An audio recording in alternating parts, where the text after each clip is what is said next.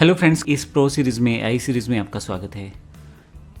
इस सेशन में हम बात करेंगे किस तरह से हम कैनवा के एआई फोटो एनहांसर टूल को यूज़ करके अपनी जो इमेज रहती है उसकी क्वालिटी बढ़ा सकते हैं।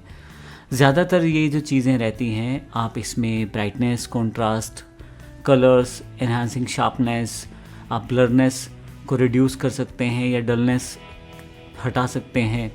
और ज़्यादातर इसका जो यूज़ किया जाता है, मान लीजिए आप प्रोफाइल पिक्चर्स लगाना चाहते हैं, प्रोडक्ट इमेजेस बनाना चाहते हैं, सोशल मीडिया पोस्ट बनाना चाहते हैं, इन सब में ये यूज़ की जाती हैं।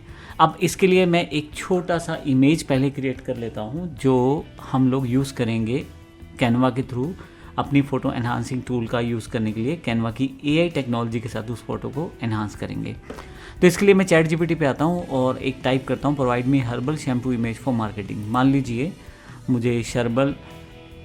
मुझे हर्बल शैम्पू का बिज़नेस करना है, तो उसकी एक प्रोडक्ट इमेज यहाँ से जनरेट करवा लेता हूँ चैट जीपीटी से, और फिर देखेंगे कैनवा में किस तरह से हम काम कर सकते हैं। यहाँ देखिए चैट जीपीटी ने मुझे एक बड़ी सुंदर सी इमेज तैयार कर दी है। आप अपने प्रोडक्ट की इमेजेस इस तरह से तैयार करवा सकते हैं। अभी मैं डाउनलोड कर लेता हूँ। आपके पास एक्चुअल इमेजेस हो तो उसको भी आप सेव कर सकते हैं और कैनवा में अपलोड कर सकते हैं। मेरे पास ये फाइल सेव हो गई है। मैं यहाँ पे अपने कैनवा में वापस आ जाता हूँ। मेरा ये पेड कैनवा टूल है और यहाँ आके मैं एक फ़ोटो अपलोड कर लेता हूँ जो अभी अभी मैंने बनाई है। तो ये मेरे पास फ़ोटो अवेलेबल हो गई है। इसको मैं ओपन कर लेता हूँ और ये कैनवा में अभी अवेलेबल हो जाएगी, और इसको ड्रैग करके मैं यहाँ अपने पास जो ब्लैंक पेज है उसमें ले आता हूँ। थोड़ा सा बड़ा कर देता हूँ साइज़।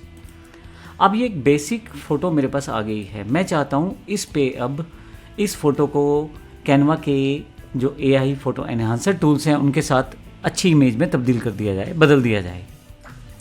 तो आइए देखते हैं किस तरह से हम कर सकते हैं। जब हम इमेज पे क्लिक करते हैं तो यहाँ एडिट का बटन है। हमने लास्ट टाइम यहाँ देखा था कि मैजिक स्टूडियो अवेलेबल था। मैजिक स्टूडियो के बिल्कुल ऊपर एडजस्ट का बटन है जिसमें बहुत सारे ऑप्शन आपको दिए गए हैं, जैसे temperature, tint, brightness, contrast, highlights इत्यादि बहुत सारे ऑप्शन यहाँ पे दिए गए हैं। थोड़ा सा बैक की तरफ आएँ तो नीचे की तरफ आपके पास फ़िल्टर्स दिए गए हैं बहुत तरह के, उसके बाद इफ़ेक्ट्स दिए गए हैं बहुत तरह के, और उसके बाद कुछ एप्लीकेशंस भी दी गई हैं। अभी हम सबसे पहले बात करते हैं यहाँ से फ़िल्टर्स की।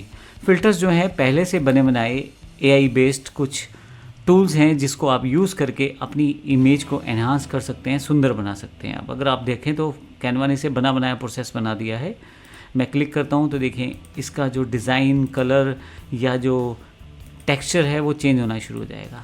देखें, उसके अलावा आप इंटेंसिटी को लो और हाई भी कर सकते हैं, कितना आप उसको करना चाहते हैं, हाई या लो में।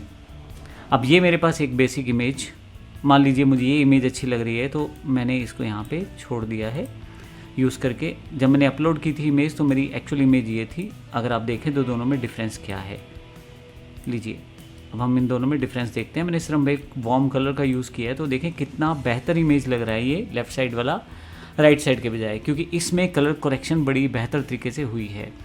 तो ये मैंने सिर्फ एक एग्जांपल दिया है। फिर से एडिट पे जाते हैं और यहाँ पे नीचे की तरफ अगर हम जाएं तो सी ऑल करें फ़िल्टर्स पे, तो आपके पास सारे फ़िल्टर्स यहाँ अवेलेबल हो जाएंगे। जैसा फ़िल्टर आप चाहते हैं वैसा फ़िल्टर आप यहाँ से यूज़ कर सकते हैं।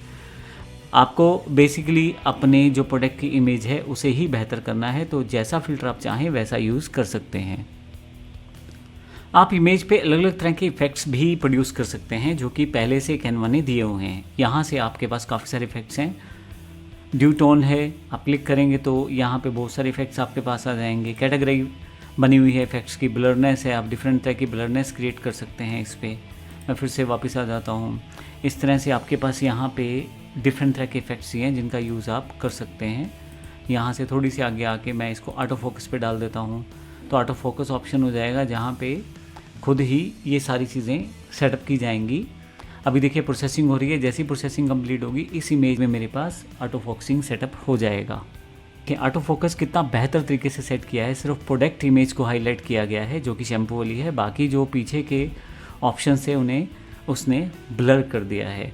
तो इस तरह से आप ब्लर इंटेंसिटी यहाँ से बढ़ा भी सकते हैं और आप चाहें तो फोकस पोजीशन सेट भी कर सकते हैं। अभी मैं रिमूव ऑटो फोकस भी कर सकता हूँ।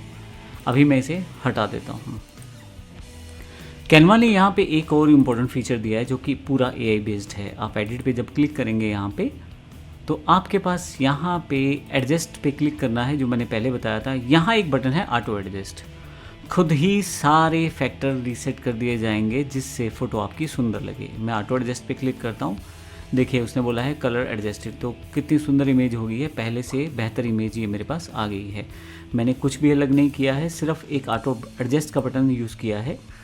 मैं आपको दिखाना चाहता हूँ कि मेरी पहली इमेज कैसी थी, तो मैं उसको यहाँ पे साइड बाय साइड रख देता हूँ। तो अब देखें आप, दोनों में डिफरेंस है। इसमें कलर एनहांस्ड हैं और कहीं ना कहीं सुंदर लग रही है फ़ोटो। इसमें कलर जो नॉर्मल थे, जिसमें चीज़ें बिल्कुल सिंपल थी। तो जब भी हम प्रोडक्ट कैटलॉग बनाते हैं तो इस तरह की चीज़ें हमें बड़ी ज़्यादा करनी पड़ती हैं, और कहीं ना कहीं ये जो कैनवा की अपनी टेक्नोलॉजीज़ हैं उससे, AI टेक्नोलॉजी से हमें बड़ी मदद मिलती है। ऑटो फोकसिंग से, ऑटो एडजस्टमेंट से बड़ी सुंदर मेरे पास इमेजेस बन जाती हैं। अभी मैं आपको ये भी बता दूं कि आप, जैसे मैं इसे दोबारा क्लिक करता हूं, एडिट पे जाता हूं, और यहाँ पे एडजस्टमेंट के अंतर्गत ना केवल आप ऑटो एडजस्ट दबा सकते हो, बल्कि टेम्परेचर खुद सेट कर सकते हो, टेंट खुद सेट कर सकते हो, ब्राइटनेस या लाइटनेस, कॉन्ट्रास्ट, हाईलाइट, इन सभी फैक्टर्स को आप खुद से मॉडिफाई कर सकते हो अपनी रिक्वायरमेंट के अकॉर्डिंग।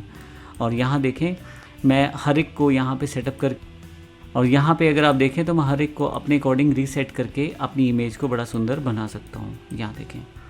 अब इसके लिए ज़रूरी है कि आपको इन सब चीज़ों की नॉलेज ज़्यादा बेहतर तरीके से होनी चाहिए, सभी फैक्टर्स की, और या फिर आप थोड़ा सा कम्बो यानी कि अलग अलग ऑप्शंस को ट्राई करके एक बेहतर इमेज में कन्वर्ट कर सकते हैं अपनी सिंपल फ़ोटो को। अगर आपको लगता है सारी एडजस्टमेंट ठीक हैं तो आप बेहतर तरीके से उस इमेज को यूज़ करें, अगर नहीं ठीक है तो रीसेट एडजस्टमेंट कर दें, तो वापस तो जितने भी आपने एडजस्टमेंट किए हैं सारी की सारी अंडू हो जाएंगी और आपके पास नॉर्मल इमेज वापस आ जाएगी।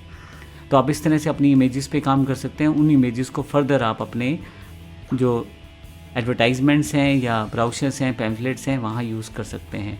मैं आपको बता दूं, ये जो AI एनहांसर टूल होता है उसका और भी कई जगह यूज़ होता है। जैसे मान लो आपको प्रोफाइल पिक्चर बनानी है, यूट्यूब के थंबनेल्स बनाने हैं, या इस तरह के आपको प्रोडक्ट इमेजेस बनानी है, सोशल मीडिया पोस्ट बनाने हैं, इन सब में ये जो चीज़ें रहती हैं अपनी इमेज को बड़े बेहतर तरीके से परफॉर्म करना, ये बड़ा इंपॉर्टेंट हो जाता है।